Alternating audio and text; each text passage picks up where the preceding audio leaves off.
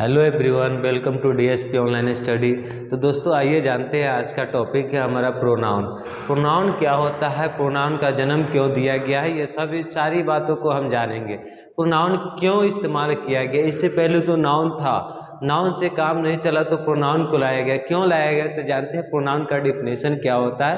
Pronoun क्या होता है तो प्रोनाउन का डिफिनेशन हम जैसे जानते हैं कि किसी भी जगह पे किसी नाम के बदले आ जाए उसे प्रोनाउन कहते हैं। जैसे में इसका डिफिनेशन अगर बताया जाए तो कहता है pronoun are the word used in a place of a noun, यानी नाउन के जगह पे नाउन के बदले प्रयुक्त होने वाले शब्द को क्या कहते हैं, प्रोनाउन कहते हैं। जैसे अगर हम एग्जाम्पल में देखते हैं क्या कहता है, रजनी एक अच्छी लड़की है।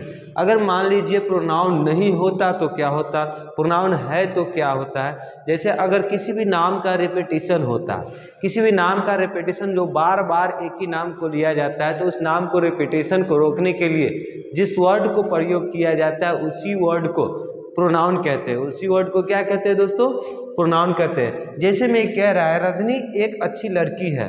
रजनी क्या है, रजनी एक अच्छी लड़की है। रजनी एक अच्छी लड़की है। तो देखिए रजनी का नाम यहाँ पे लिया गया है। रजनी एक अच्छी लड़की है, क्या है यह एक नाउन है। यह एक क्या है, नाउन है। यानी नाउन के जगह पे प्रयुक्त कैसे हुआ प्रोनाउन। तो रजनी एक अच्छी लड़की है, रजनी 10वीं कक्षा में पढ़ती है, रजनी के पास एक गिटार है। रजनी देखो, अब देखिए दोस्तों कि बार बार रजनी रजनी रजनी रजनी बोल रहा है। देखो नाम ये बोलने में थोड़ा सा खराब तो लग रहा है कि बार बार रजनी, क्या रजनी। यानी देखिए अगर हम कहते हैं वह 10वीं कक्षा में पढ़ती है, वह हमेशा सच बोलती है, वो गिटार रखती है, उसके पास गिटार है। यानी देखिए इस नाम के जगह पे अगर हम वह का प्रयोग करते हैं, इंग्लिश में शी, इंग्लिश में क्या होता है शी, तो वह का प्रयोग किए। अगर नाम के जगह पे हम वह का प्रयोग कर लेते हैं तो वहाँ पे हो जाता है प्रोनाउन, वहाँ पे मीनिंग क्लियर हो जाता है। मीनिंग तो ऐसे भी आता है, लेकिन किसी भी नाम के रेपिटेशन को रोकने के लिए हम प्रोनाउन का प्रयोग करते हैं। तो आइए जानते हैं प्रोनाउन कितने प्रकार का होता है, और भी कई सारा एग्जाम्पल देखते हैं। अगर हम बोले कि नाम के जगह पे कैसा कैसा नाम, कोई भी वर्ड आ जाए, ये नहीं कि ही सी इट आए, वह आए, हम लोग आए, मैं आए, मतलब कोई भी आ जाए, कोई भी वर्ड जो कि नाम के बदले आए, उसे क्या कहते हैं। देखिए जैसे कह रहा है तुम्हारा नाम क्या है, तुम्हारा नाम क्या है, यहाँ पे क्या के जगह पे अगर आता तुम्हारा नाम अमन है, अगर कोई अमन कह देता, देखिए तो यहाँ पे नाम की जगह पे आ रहा है, तुम्हारा नाम अमन है। वहाँ कौन खड़ा है, वहाँ पे अमन खड़ा है, वहाँ पे राजेश खड़ा है, कुछ भी कह सकते हैं। वहाँ पे जो खड़ा होगा तो उस नाम के जगह पे ये प्रयुक्त हुआ कौन वर्ड, तो कौन भी यहाँ पे प्रोनाउन है। क्या ये प्रोनाउन। कोई तुम्हें बुला रहा है, यहाँ पे तीसरा सेंटेंस में कह रहा है कोई तुम्हें बुला रहा है, कौन बुला रहा है, यानी कोई ना कोई तो होगा, तो ये नाम के जगह पे प्रयुक्त हुआ है, इसलिए इसको कहते हैं प्रोनाउन। यानी यह मेरी कार है, कौन सा मेरी कार है, वो मर्सिडीज मेरी कार है, वो मारुति मेरी कार है, उस होंडा सिटी मेरी कार है। अगर किसी के नाम के जगह पे आ रहा है, नाम के जगह पे कोई भी वर्ड आ रहा है तो उसे प्रोनाउन कहते हैं। क्या कहते हैं, प्रोनाउन।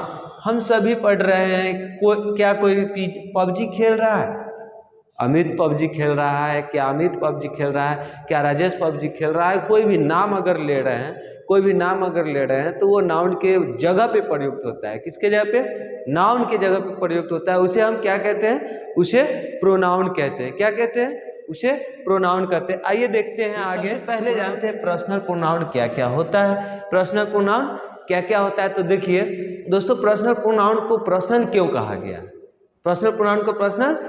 गया है, तो देखिए सबसे पहले हम लिखते हैं I, we, you, he, she, it और दे। ये सभी पर्सनल प्रोनाउन है हमारा। देखिए ये सभी पर्सनल प्रोनाउन है, तो ये अगर मान लेते हैं एक ये हुआ, अगर ये चार को हम ग्रुप बनाए, चार को ग्रुप कैसे बना दिए? चार को ग्रुप इसलिए बनाए कि देखिए सबसे पहले आता है एक फर्स्ट पर्सन। सबसे पहले क्या आता है? First person. यानी फर्स्ट पर्सन क्या होता है? तो फर्स्ट पर्सन जानेंगे कि कहने वाले को यानी बोलने वाले को फर्स्ट पर्सन कहा जाता है। बोलने वाले को क्या कहा जाता है? फर्स्ट पर्सन कहा जाता है। और सुनने वाले को सेकेंड पर्सन कहा जाता है। सुनने वाले को क्या कहा जाता है? सेकेंड पर्सन कहा जाता है। और जिसके बारे में बात किया जाए उसे थर्ड पर्सन कहते हैं। जिसके बारे में बात किया जाए उसे थर्ड पर्सन कहते हैं। देखिए दोस्तों कि अगर बोलने वाला हो, कौन बोलने वाला होता है? या तो मैं या तो हम, या तो मैं या तो हम लोग होता है। अगर इसी को अगर हम बोलने वाले को कह रहे हैं तो वो प्रोनाउन हो गया। वो भी प्रोनाउन के साथ साथ वो फर्स्ट पर्सन भी है। क्या है वो? First person. यानी अब सुनने वाला, सुनता कौन है? हमेशा सुनने वाला यू होता है। हमेशा सुनने वाला क्या होता है? यू होता है। तुम हो या तुम लोग हो, आप हो या आप लोग हो, हमेशा सुनने वाला यू होता है। तो वहाँ पे वो सेकंड पर्सन कहलाता है। आइए अब देखते हैं थर्ड पर्सन। यानी हम जिसके बारे में बात कर रहे हैं, हम बोल रहे हैं, मैं बोल रहा हूँ, आप सुन रहे हैं।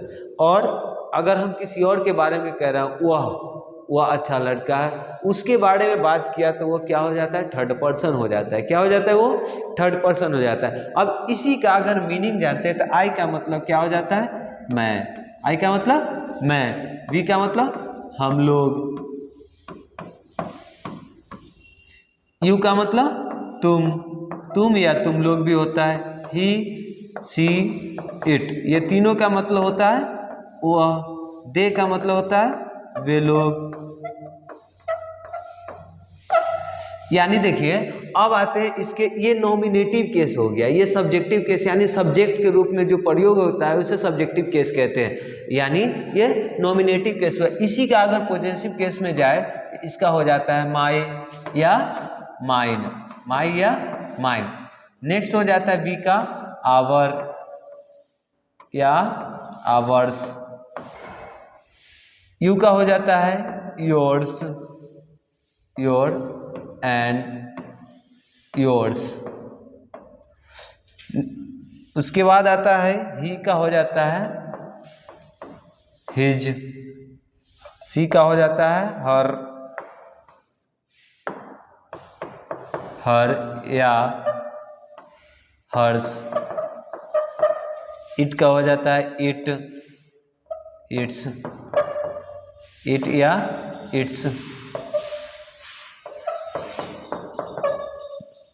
दे का हो जाता है देयर या देयर्स। तो नेक्स्ट जानते हैं, ये सभी हमारा पॉजेसिव केस है। जिससे अधिकार पता चलता है उसे पॉजेसिव केस कहते हैं। और पॉजेसिव प्रोनाउन में भी आता है। इधर का मान लीजिए ये अगर इसको दिया जाए तो इधर एक तरह से ये एडजेक्टिव हो जाता है। क्या हो जाता है? जो हम आगे पढ़ने वाले हैं एडजेक्टिव हो जाता है। यानी एक तरह से इधर वाला सब एडजेक्टिव है। और इसको देखें कि mine, ours, yours, hers, its, theirs, यानी ये सभी क्या है? तो ये सभी है पॉजेसिव प्रोनाउन है। क्या है ये? Possessive pronoun. अगर इसी को ऑब्जेक्टिव केस में लिया जाए, इसी को ऑब्जेक्टिव केस में लिया जाए तो वो क्या हो जाता है? तो आई का मी हो जाता है। क्या होता है? मी। और वी का अस हो जाता है, यू का यू ही रह जाता है, ही का हिम होता है, और सी का हर हो जाता है। नेक्स्ट इट का इट होता है, दे का देम हो जाता है। यानी ये सभी क्या है? ये सभी ऑब्जेक्टिव केस है। और जहाँ पे सेंटेंस में ऑब्जेक्ट के रूप में प्रयुक्त होता है उसे हम ऑब्जेक्टिव केस कहते हैं। और वो भी प्रोनाउन ही रहता है। तो ये सभी हमारा पर्सनल प्रोनाउन हो गया। आगे जानते हैं हम नेक्स्ट क्या क्या होता है। तो देखिए जैसे ही कह रहा है यह मेरा पेन है। अगर एग्जाम्पल पे हम देखें तो यह मेरा पेन है। अगर इसको हम बनाते हैं, तो यहाँ पे देखिए, यहाँ पे मेरा बोला है, तो ये जो है ये हमारा पॉजेसिव प्रोनाउन में चला जाएगा। जैसे अगर इसको बनाते हैं तो this is my pen, this is my pen, this is my pen, यानी यह मेरा पेन है। वह उसका घर है, That is his house, that is his house। तुम हमारा दोस्त हो, तुम हमारे दोस्त हो, यानी इसका मतलब देखिए यहाँ पे यू जो है, यू सब्जेक्ट के रूप में आया, यू सब्जेक्ट के रूप में है। तुम हमारे दोस्त हो, you are our friend, you are our friend. यानी देखिए तुम हमारे दोस्त हो, यू आर आवर फ्रेंड। यानी देखिए यहाँ पे जो आवर प्रयुक्त हुआ है, ये आवर प्रयुक्त हुआ है पोजेसिव के रूप में। किसके रूप में? पोजेसिव एडजेक्टिव के रूप में। और यहाँ पे ये जो यू प्रयुक्त हुआ है, यहाँ पे यू है हमारा पर्सनल प्रोनाउन तो है, लेकिन ये सब्जेक्टिव केस में, ये सब्जेक्ट के रूप में है। वे उनके मेहमान हैं। अगर मान लीजिए रिलेटिव कहते हैं तो वे उनके मेहमान हैं, they are their relatives, they are their relatives। इधर में यानी देखिए they are their relatives, यानी वे लोग जो है वे उनके मेहमान हैं। क्या है? मेहमान है। तो यहाँ पे दे का प्रयोग हुआ सब्जेक्ट के रूप में, और यहाँ पे देयर का प्रयोग हुआ पोजेसिव एडजेक्टिव के रूप में। यह मेरी किताब है, यह मेरी किताब। तो इसका बनेगा दिस इज, देखिए दोस्तों यहाँ पे ये बनेगा हमारा, यह किताब मेरी है। This book is mine, this book is mine. इसी तरह से एक और सेंटेंस है, दिस इज माई बुक। देखिए दोनों में अंतर क्या है? यहाँ पे किताब मेरी है और यहाँ पे मेरी किताब है। दोनों बात क्या कह रहा है? तो दोनों बात तो सेम कह रहा है, लेकिन अंतर क्यों? तो यहाँ पे जो बुक है, यहाँ पे दिस जो है, दिस एडजेक्टिव के फॉर्म में आया है, और माइन जो है, ये माइन हमारा आ गया है प्रोनाउन के रूप में, पोजेसिव प्रोनाउन। किसके रूप में? पोजेसिव प्रोनाउन के रूप में। यहाँ पे दिस जो है ये प्रोनाउन के रूप में आया है, और माई जो है पोजेसिव एडजेक्टिव के रूप में आया है। किसके रूप में आया है? पोजेसिव एडजेक्टिव के रूप में आया है। अगर हम देखें, यह घड़ी तुम्हारी है, यह घड़ी तुम्हारी है, तो दिस वॉच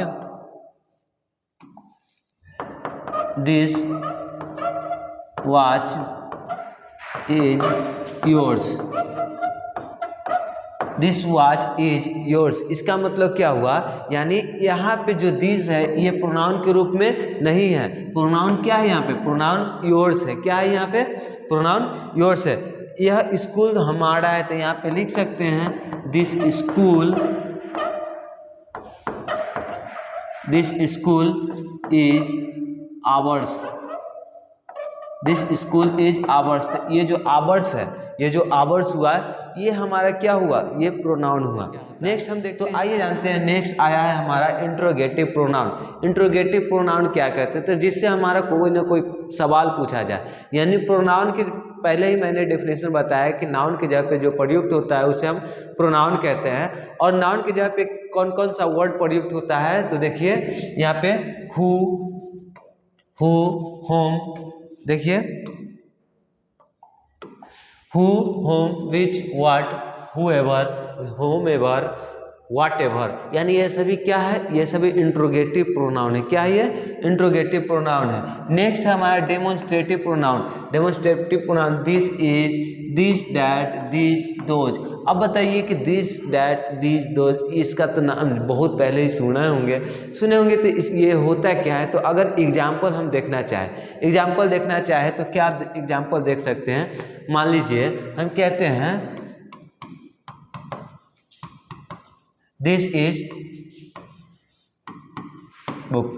अगर कहें दिस इज बुक, यह किताब है। देखिए दिस का प्रयोग कहाँ करते हैं? डैड का प्रयोग कहाँ करते हैं? दिस का प्रयोग कहाँ करते हैं? और दोज का प्रयोग कहाँ करते हैं? तो सबसे पहले कहते हैं कि ये सभी क्या है? ये सभी प्रोनाउन है। क्या है? ये सभी प्रोनाउन है। उसमें से भी डेमोन्स्ट्रेटिव प्रोनाउन है। क्या है ये? डेमोन्स्ट्रेटिव प्रोनाउन है। अगर हम 4 वर्ड है, this, that, these, those, this, that, these, those. अगर हमारे नज़दीक में सिंगुलर वस्तु हो, अगर हमारे नज़दीक में सिंगुलर वस्तु हो, नज़दीक में भी हो और सिंगुलर हो, टच में हो, तो उसे हम वहाँ पे दिस का प्रयोग करते हैं। जैसे दिस इज पेन, यानी ये हमारे टच में है, ये हमारे नज़दीक में है, तो दिस इज पेन, तो यहाँ पे ये क्या हो जाएगा, वो भी सिंगुलर है। अगर मेरे हाथ में या नज़दीक में कोई प्लूरल चीज़ होगा, कोई प्लूरल चीज होगा, तो वहाँ पे दीज का प्रयोग करते हैं। These are flowers, these are pens, यानी बहुत सारा पेन्स है तो वहाँ पे दीज कर सकते हैं। और डैट का प्रयोग क्या करते हैं, यानी हमसे कुछ दूर स्थित जो वस्तु रहेगा वो भी सिंगुलर होगा। हमसे कुछ दूर स्थित जो वस्तु रहेगा वो सिंगुलर होगा, वहाँ पे डैट का प्रयोग करते हैं। किसका प्रयोग करते हैं, वहाँ पे डैट का प्रयोग करते हैं। तो डैट इज टेबल। अगर हम बोले डैट इज टेबल, यहाँ पे देखिए डैट का प्रयोग तो हुआ, लेकिन किसके लिए, टेबल के लिए। ये नाउन है और ये प्रोनाउन है। तो डैट इज टेबल, ये नाउन है और ये प्रोनाउन है। तो देखिए हमसे दूर स्थित अगर कोई वस्तु है उसके लिए डैट का प्रयोग किए हैं। अगर हमारे नज़दीक में हो तो वहाँ पे दिस का प्रयोग करते हैं। लेकिन हमसे दूर स्थित वस्तु भी हो और वहाँ पे कई सारा वस्तु हो, प्लूरल हो, तो वहाँ पे हम दोज का प्रयोग करते हैं। किसका प्रयोग करते हैं, दोज का प्रयोग करते हैं। तो आइए देखते हैं हमारा ये है नेक्स्ट डेमोन्स्ट्रेटिव प्रोनाउन। क्लियर है, तो यहाँ तक क्लियर है, तो आगे बढ़ते हैं, देखते हैं रिफ्लेक्सिव प्रोनाउन क्या क्या होता है। तो माई सेल्फ, योर सेल्फ, देखिए माई सेल्फ, योर सेल्फ, यानी यहाँ पे योर सेल्फ और योर सेल्फ दोनों अलग अलग। तो ये सिंगुलर के लिए, ये किसके लिए, ये सिंगुलर के लिए, किसके लिए, सिंगुलर के लिए, और ये प्लूरल के लिए। देखिए यानी सिंगुलर और प्लूरल दोनों होता है। यू सिंगुलर भी होता है, प्लूरल भी होता है। कोई भी अगर यू को कह रहा है कि सिंगुलर है, या कोई भी कह रहा है कि यू को केवल प्लूरल है, तो वो गलत है। यू जो होता है दोनों होता है, यानी सिंगुलर भी है, प्लूरल भी है। यानी देखिए उसके बाद ourself, himself, herself, itself, themself, यानी कोई भी काम हम खुद कर रहे हैं, तो वहाँ पे माई सेल्फ का प्रयोग कर सकते हैं, आवर सेल्फ का प्रयोग कर सकते हैं। अगर कोई उसे स्वयं, अगर मान लीजिए कोई ने कहा कि मैंने अपने आप को चोट पहुँचाया, तो वहाँ पे कौन सा प्रोनाउन हो जाएगा, वहाँ से रिफ्लेक्सिव प्रोनाउन हो जाएगा, आगे आता है रिलेटिव प्रोनाउन क्या है। रिलेटिव प्रोनाउन दो सेंटेंस के बीच में, दो फ्रेज के बीच में, दो क्लॉज के बीच में रिलेट करता है, ये कनेक्ट करता है, एक दूसरे वर्ड को कनेक्ट करता है। जैसे देखिए यू कनेक्ट अ फ्रेज और क्लॉज, यूज टू कनेक्ट, यानी कनेक्ट और रिलेट, या तो कनेक्ट करेगा नहीं तो रिलेट करेगा। किसमें, फ्रेज और क्लॉज में, फ्रेज या क्लॉज में। अगर देखिए कोई सेंटेंस, जैसे एग्जाम्पल में देखते हैं हु, होम, विच, डैट। अगर इसका एग्जाम्पल देखिए, देखिए दोस्तों, अगर हम रिलेटिव प्रोनाउन का एग्जाम्पल देखते हैं, जैसे कह देते हैं द बॉय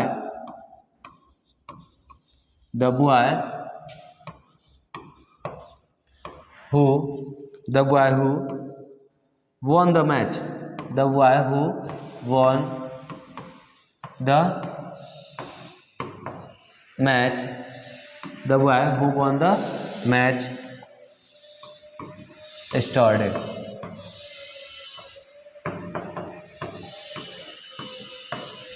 यानी अगर हम एक सेंटेंस बोलते हैं the boy who won the match started, यानी लड़का, वही लड़का जो कल मैच जीता था, वही लड़का जो कल मैच जीता था। तो यहाँ पे यू जो है किसमें, बॉय में और इधर के सेंटेंस में, दोनों में एक कनेक्शन बैठा रहा है, कनेक्शन दे रहा है, यानी ये रिलेट भी कर रहा है। तो इसको कहेंगे हम रिलेटिव प्रोनाउन। क्या कहेंगे, रिलेटिव प्रोनाउन कहेंगे। क्या कहेंगे, रिलेटिव प्रोनाउन। तो आइए नेक्स्ट देखते हैं हमारा, देखिए रिलेटिव प्रोनाउन नेक्स्ट है विच, डैट, ये सभी प्रोनाउन क्या है, ये सभी हमारा रिलेटिव प्रोनाउन है। तो आगे देखते हैं हम, नेक्स्ट है इनडेफिनिट प्रोनाउन। नाम से ही पता चल रहा होगा इनडेफिनिट प्रोनाउन, यानी ये डेफिनिट नहीं है।